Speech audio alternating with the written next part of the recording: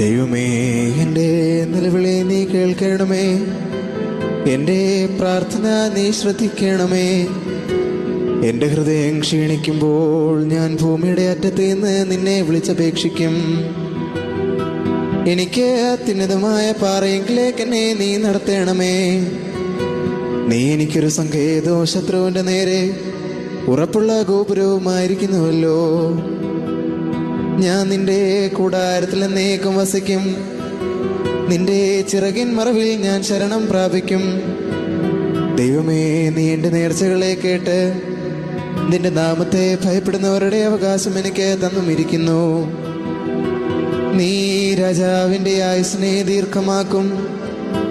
അവൻ്റെ സംവത്സരങ്ങൾ തലമുറ തലമുറയോളം ഇരിക്കും. അവൻ എന്നേക്കും ദൈവസന്നിധിയിൽ വസിക്കും. അവനെ പരിപാലിക്കേണ്ടതിന് ദൈവം വിശ്വസ്തതയും കൽപ്പിക്കണമേ.